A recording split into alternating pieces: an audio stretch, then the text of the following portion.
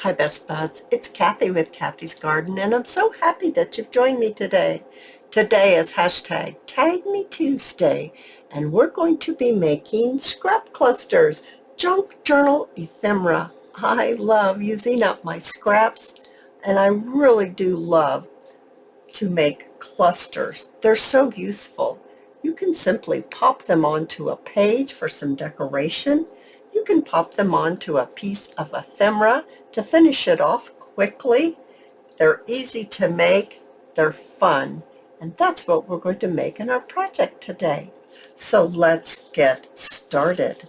What you're going to start with, or what I started with, now Tag Me Tuesday is a project that we have every single week, and we make something special.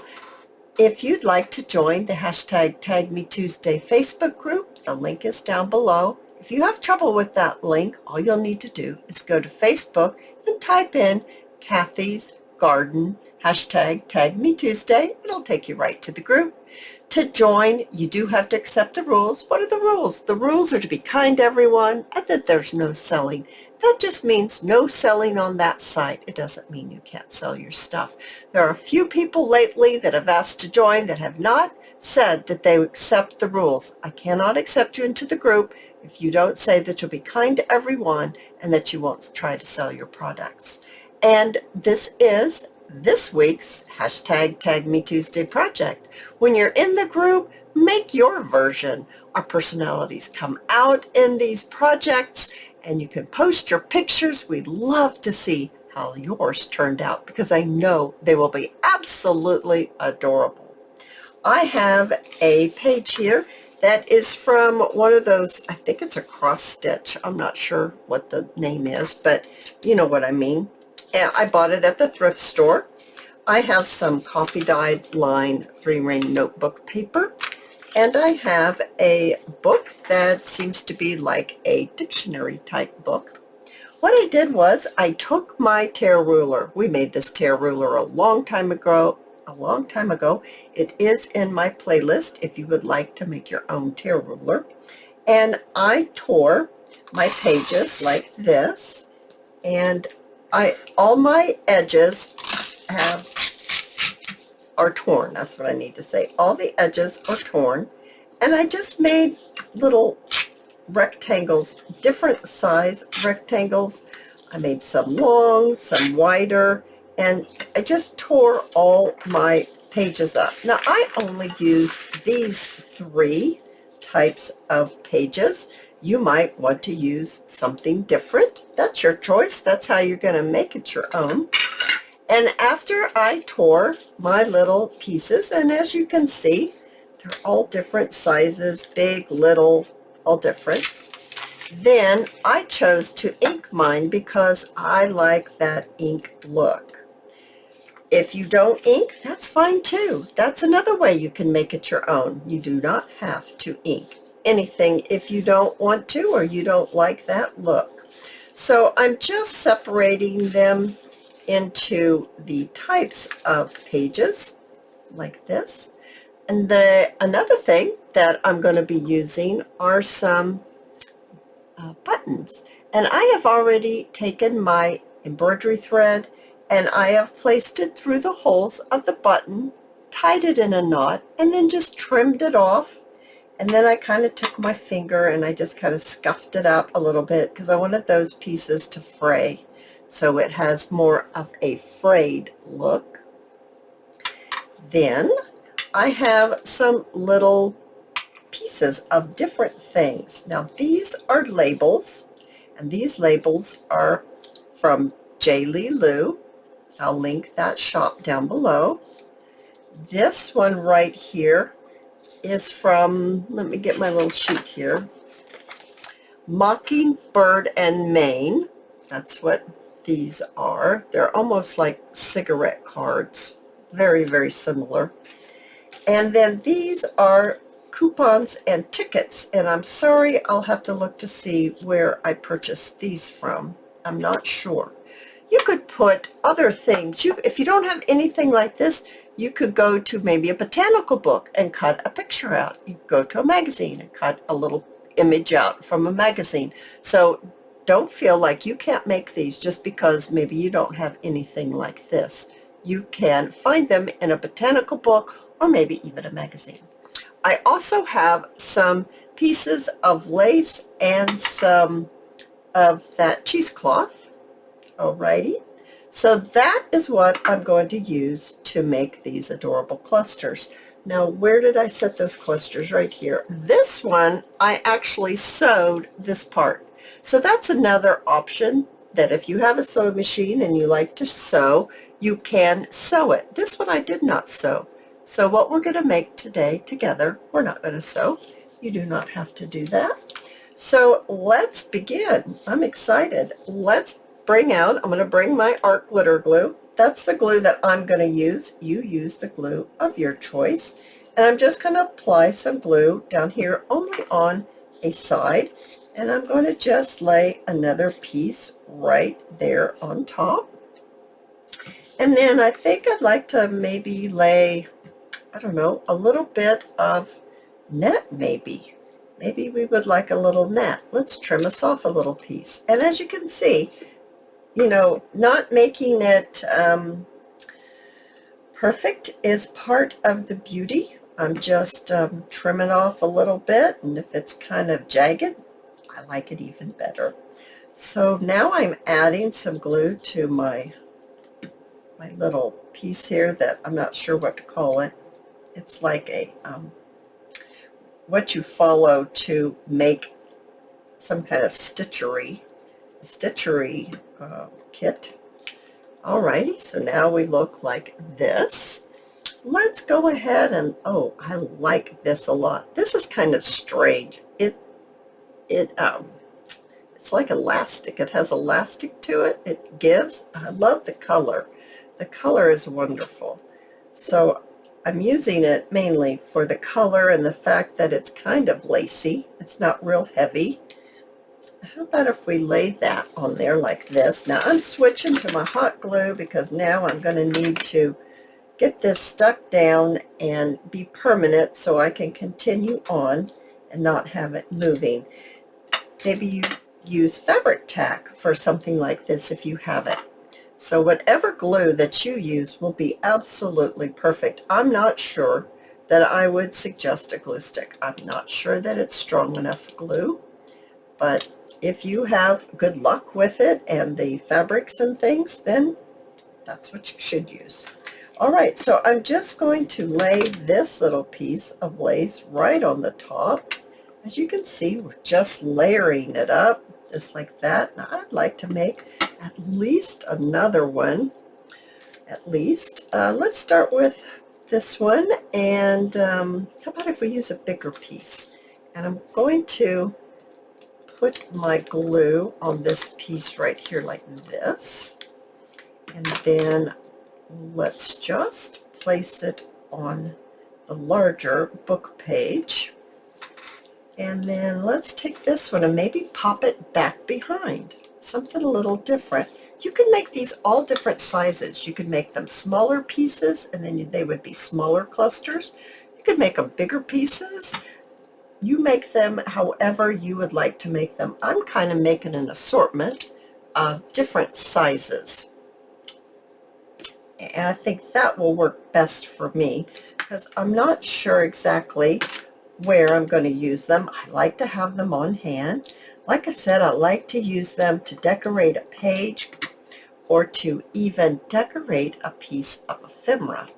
So let's see here, what else do we have? I'm just looking for some different colors. That's why I like this colors of lace, because they're so different.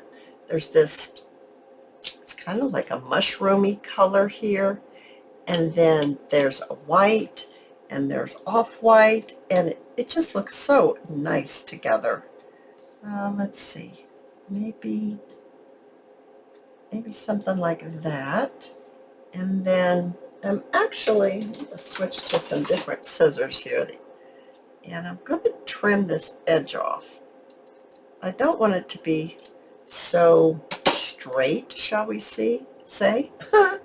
And I'm going to rough it up just a little bit, I don't want it to be real straight. How about if we put this one right down here and pop this on like that. And then let's put this one on maybe like this. And across this way. Okay. Wonderful. Now, let's see, what can we put on here? Let's pick these up. We have made 2 clusters so far. It goes very quickly once you prep.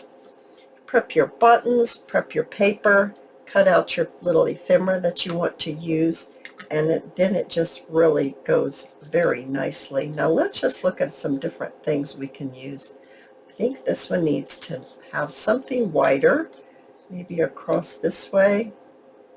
Once you get it together, if you still feel that it's not the right configuration that you would like, oh, I like that one on there a lot, then you can always take it and just trim it down. So maybe you decided, oh goodness, this is just too big. I don't like the way this looks. Well, just trim it off and see if maybe you like that a little better. I did find that that was a little bit big, especially for the pieces that I have to go on it. Let's see if this has helped anything at all. Oh, that looks nice now. I do like that one on there. All right, well then let's use those 2 right there. We've got our buttons. Now I also have my beautiful crinkled seam binding. Oh my goodness, look at all the beautiful colors. Now, this is from my scrap cabin shop. I do have a link down below, and there is a coupon that you can use. And you can get yourself some of this beautiful, beautiful crinkled seam binding. Now, doesn't that color go beautiful with that? Absolutely gorgeous. And I've got this color, but you know, I also have a black, and I'm thinking this black would be beautiful on here. My throat is wigging out on me right now. I need to get a little drink. Hang on just a second. Oh, I'm so sorry, guys. I hope I got that cut off in time. Woo, that was that was a coughing attack there. Oh, those allergies, I'm telling you, you guys, those allergies are just wild. All right, so I'm gluing on my little pieces that I've selected for my decoration on top of my little scrap clusters here. And then I'm going to lay my beautiful, beautiful crinkled seam binding. And I think I want it maybe, I'm not sure. Oh, I could do it on top here or on the bottom. I kind of like it on the bottom. I don't know why. Just adding a little bit of glue there to hold this crinkled seam binding down. Something like that, and a little bit more up here just to pull this one up. Oh, that's nice. And then maybe right here. Very, very nice. Oh, I love the movement there. And that was effortless to just pop that on, and it just already has the movement going on. You don't have to do anything but glue it on. I think I'd like to maybe pop this one on, excuse me, right up here at this corner, just laying it on top of the glue and pressing it down. It's as simple as that. So simple. And this one, I've got to get that bottom. Alrighty. Ooh, I like that black on there. Isn't that beautiful? That's really very, very pretty. What are we going to use for this? I'm not sure.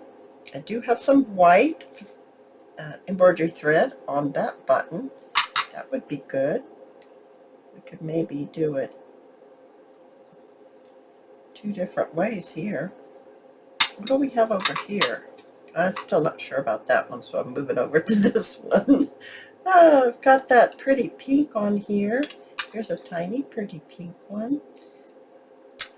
I know the button's not pink, but the stuff inside the button is, I like that. Ooh, I like it right on the end. This little tiny one. Let's pop it right on the end like that. What do you think about that? I think that's really sweet. Now, let's go back to this one. I think I'd like this one to be placed right up here on this corner. Do I just want one, or maybe place it down here or over here? I kind of like it over here in a way. I'm thinking, what happens if we put a little bit of this gauze? Oh, I like that even better. Let's pop it right here, that gauze, and let's add a little glue to the back and just simply glue it right on here. Now I'm going to fray this gauze a little bit. I only like gauze if it's frayed. I don't like it cut straight. And let's look at that up close. Oh, now isn't that adorable? I think this is a perfect scrap buster and a perfect mask make. Now remember, you can sew it on a machine too if you'd like. You guys, I hope you have enjoyed this video, and if you have, please give me a thumbs up. I invite you to subscribe to my channel, and don't forget to join Tag Me Tuesday, and I'll see you in the next video. I'll see you there, guys. Bye now.